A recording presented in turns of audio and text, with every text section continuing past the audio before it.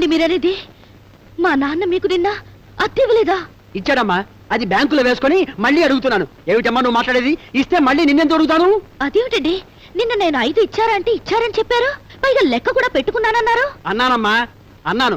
కానీ మీ నాన్న నాకు ఇచ్చింది 500 కాదు, 5 చాక్లెట్లు. సరిగ్గా అదే టైంలో నువ్వు వచ్చి ఏమండి 5 ఇచ్చారా అంటే వెర్రిముండావాడిని, చాక్లెట్లేవో అనుకుని ఇచ్చారు అన్నాను.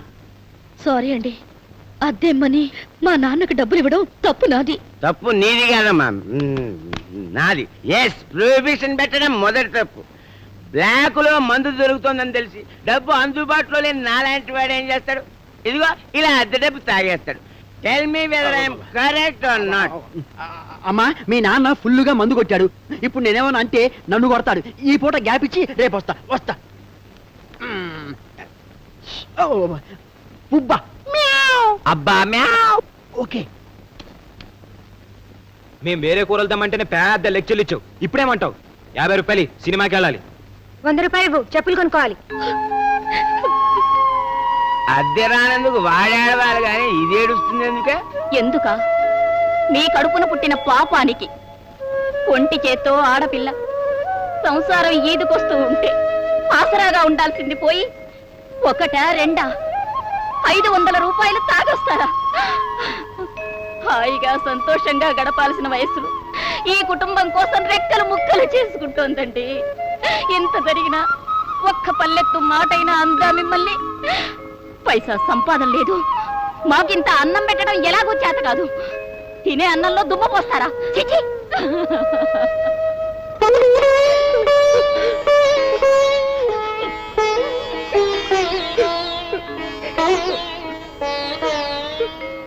అమ్మా అమ్మా, నేను చేసిన తప్పే, ముమ్మాటికి తప్పే.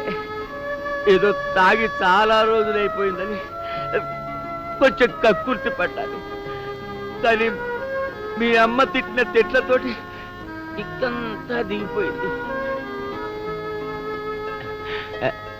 ఒక 100 రూపాయలు ఇచ్చామంటే కనీసం క్వార్టర్ అయినా తాగొస్తా.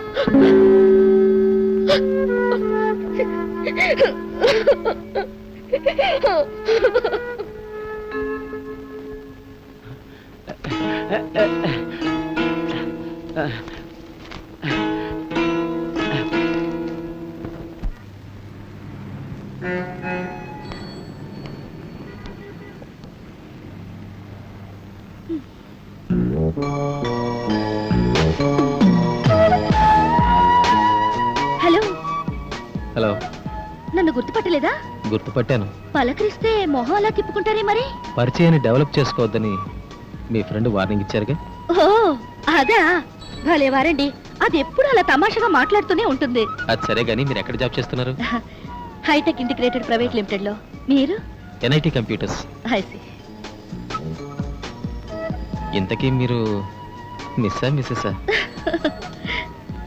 ఎన్నో సంబంధాలు మిస్ అయిపోయినా మిస్నే.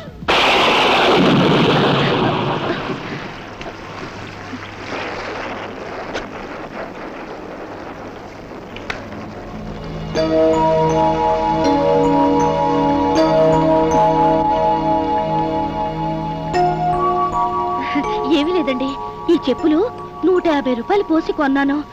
వర్షంలో తడిస్తే త్వరగా పాడైపోతాయని. నా బస్ వచ్చింది, నేను వెళ్తాను.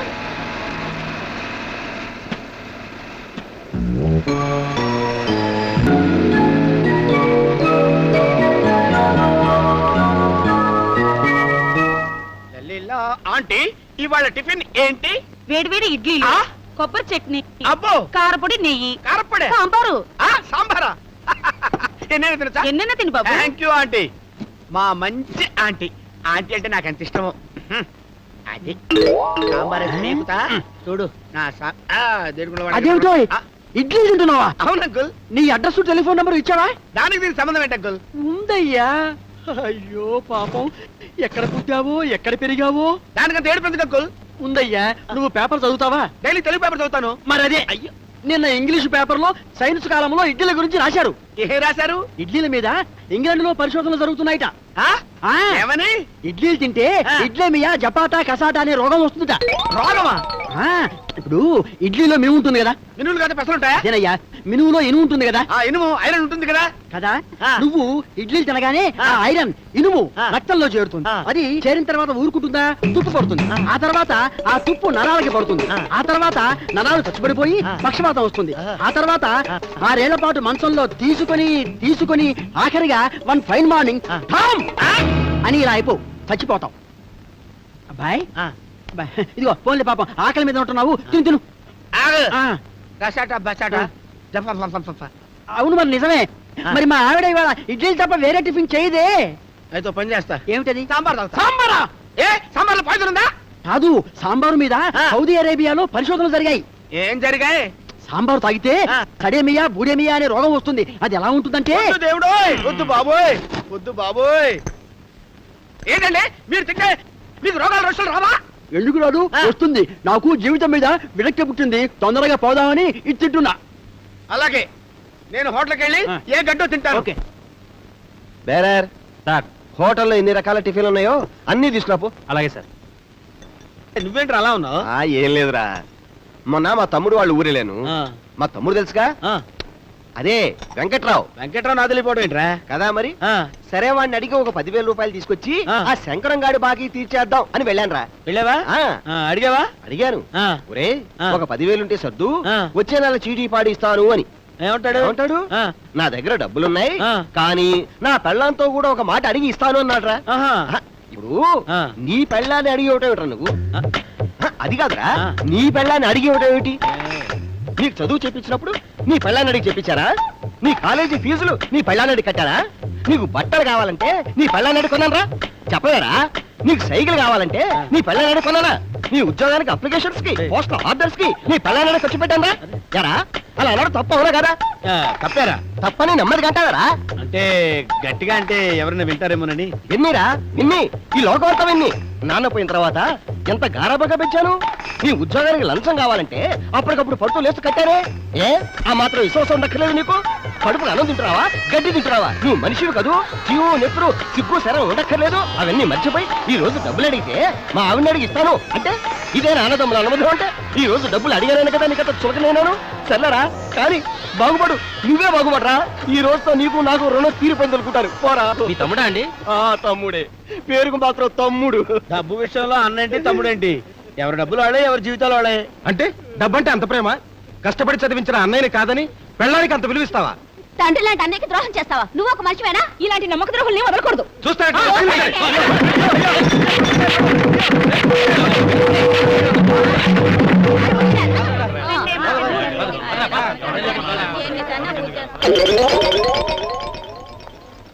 ఏమండి, ఇక్కడ మావాడు ఉండాలి.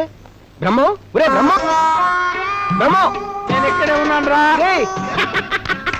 నువ్వా? ఆ. ఏమిట్రా వెంటనే మేకప్ మార్చేసా? మేకప్ మాత్రమేంట్రా నీ బొంద దరిద్రుడా. చుట్టూ ఉన్నోళ్ళు పిచ్చి కొట్టారు. కొట్టారా? ఆ. నాకు అస్సలు తెలియలేదురా. నీకెలా తెలుస్తుందిరా? నీ ఎమోషనల్ లో పిచ్చి వాగుడు అవుతావు కదా. అంత ఎమోషనల్ గా మాట్లాడమని ఎవరు చెప్పాడు రా? సారీరా. ఒరే మంచి ఆకలి మీద ఉన్నావు, టిఫిన్ చెయ్యి. టిఫినా? ఇంకేం టిఫిన్ తింటాను రా? వాళ్ళు కొట్టిన దెబ్బలతోనే కడుపు నిండిపోయింది. హాస్పిటల్కి వెళ్తాం పదా. అమ్మా. ఇలా రా. అయ్యా. Hello hello. అబ్బా అమ్మా అబ్బా ఏమిటండి, ఏమైంది? నా షూ సైజు 9 అండి, కానీ కష్టపడి 7 నెంబర్ షూ వేసుకుని 1 గంట నుంచి నడుస్తున్నానండి. అబ్బో మీ అమ్మో, షూ సైజ్ 9 అయితే 7వ నెంబర్ షూ వేసుకోవడం ఎందుకు? అలా అడగండి చెప్తాను. మధ్యతరగతి జీవితాల్లో అన్ని కష్టాలే కదండి. అందుకని అసలు సుఖం అంటే ఎలా ఉంటుందో, పైసా ఖర్చు కాకుండా ఆ సుఖం ఎలా దొరుకుతుందో చెప్పమని మా ఫ్రెండ్ని అడిగాను. వాడు ఈ సలహా ఇచ్చాడు. సైజు కాని షూస్ వేసుకుని 1 గంట నడిచిన తర్వాత షూస్ విప్పు, సుఖం అంటే ఏమిటో నీకే తెలుస్తుంది అన్నాడు. ఏం సుఖం అండి, చాలా సుఖంగా ఉందండి. అమ్మో, ఎంత హాయి, ఎంత హ్యాపీనెస్. నా జీవితంలో ఇంత సుఖం ఎప్పుడూ ఎరగను. హలో వారండి. మీకు ఎగతాళిగా ఉంది కదూ? అంతేలేండి. బరువులా బాధ్యతలా మీలాంటి పొజిషన్లో నేనే ఉంటే మీకన్నా ఎక్కువే నవ్వేవాణ్ణి. నేను ఇక్కడ ఎందుకు కూర్చున్నానో తెలుసా? తెలీదు. మా ఇంట్లో అమ్మ వాళ్ళు సినిమాకి వెళ్దామన్నారు. తీరా బయలుదేరే ముందు చూసుకుంటే ఒక టికెట్కి డబ్బు తక్కువైంది. ఎవరినొద్దనగలను? నాకు ఆఫీస్లో ఓవర్ టైం డ్యూటీ ఉందన్న అబద్ధం చెప్పి నేనే మానేశాను.